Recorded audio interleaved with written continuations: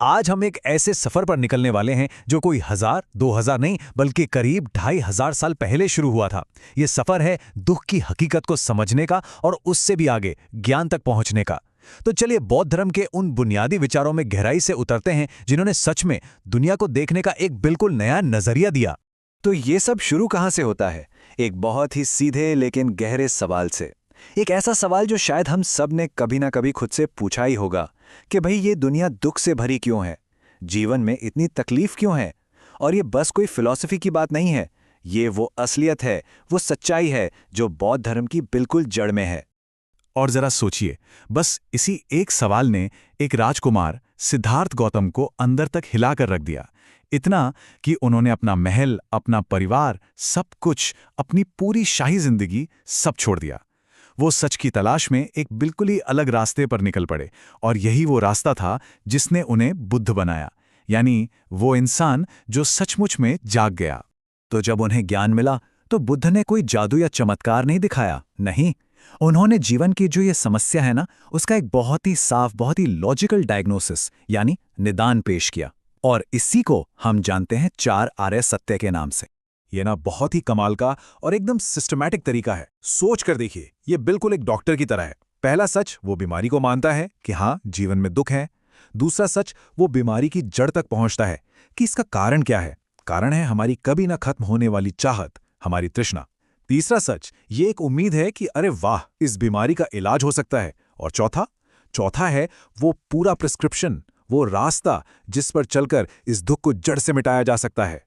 अब इन 4 सच्चाइयों के पीछे एक बहुत ही पावरफुल आइडिया काम करता है, जिसे कहते हैं प्रतीत्य समुत्पाद। हाँ, पता है, सुनने में थोड़ा मुश्किल लगता है, पर इसका मतलब बहुत ही सीधा है कि हर चीज किसी न किसी वजह से होती है। दुनिया में कुछ भी ऐसे ही अपने आप नहीं हो जाता। हर घटना, हर फीलिंग किसी दूसरी चीज से जुड़ी हुई है। और पता है सबसे बड़ी उम्मीद की बात क्या है इसमें? यही कि अगर दुख की कोई वजह है तो उस वजह को खत्म करके दुख को भी खत्म किया जा सकता है ना कमाल की बात? तो ठीक है, वजह पता चल गई, पर इसका हल क्या है? समाधान क्या है? बुद्ध ने हमें कौन सा रास्ता दिखाया? चलिए अब उस पर नजर डालते हैं, क्योंकि ये सिर्फ कोई थ्योरी नहीं है, ये असल में जिंदगी जीने का एक पूरा का पूरा रोड मैप है। और इस रोड मैप का नाम है अष्टांगिक मार्ग, यानी 8 कदमों वाला रास्ता। यह जिंदगी को बदलने के लिए एक प्रैक्टिकल गाइड की तरह है। इसकी शुरुआत होती है सही समझ से, मतलब चीजों को वैसे ही देखना जैसी वो हैं, और यह खत्म होता है सही एकाग्रता पर।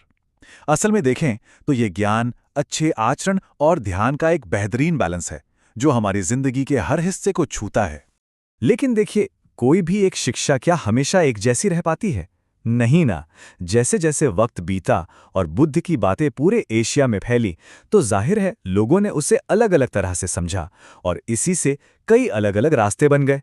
तो चलिए देखते हैं कि ये बंटवारा हुआ कैसे।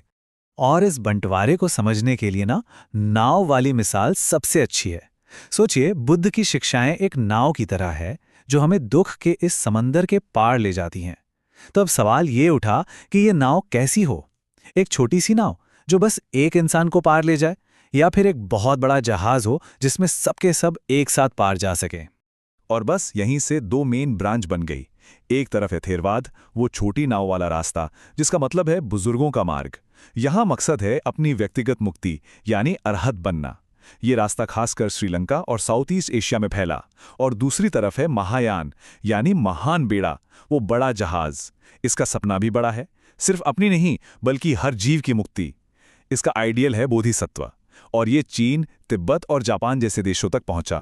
लेकिन बौद्ध धर्म का असर सिर्फ पूजा पाठ या आध्यात्म तक ही नहीं रहा। नहीं, इसने तो पूरे एशिया के ज्ञान, कल्चर, सब कुछ को बहुत गहराई से बदल कर रख दिया। आज की तारीख में दुनिया भर में 52 करोड़, जी हां, 52 करोड़ से भी ज्यादा लोग हैं जो बौद्ध धर्म को फॉलो करते हैं। ये कोई छोटा मोटा नंबर नहीं है। ये संख्या इसे दुनिया का चौथा सबसे बड़ा धर्म बनाती है, और ये दिखाता है कि बुद्ध की बातों का असर कितना गहरा और कितना लंबा रहा है। और ये असर सिर्फ लोगों की गिनती में नहीं दिखता, बल्कि ज्ञान के बड़े बड़े सेंटर्स में भी दिखता है।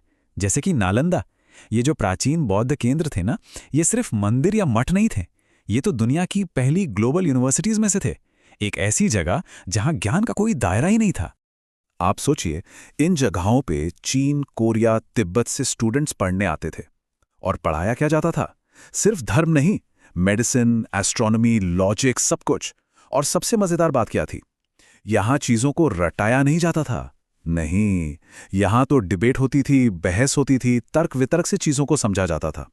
उस जमाने के हिसाब से ये एक इनक्रेडिबली मॉडर्न और प्रोग्रेसिव एजुकेशन सिस्टम था। और पता है, ये विरासत आज भी जिंदा है।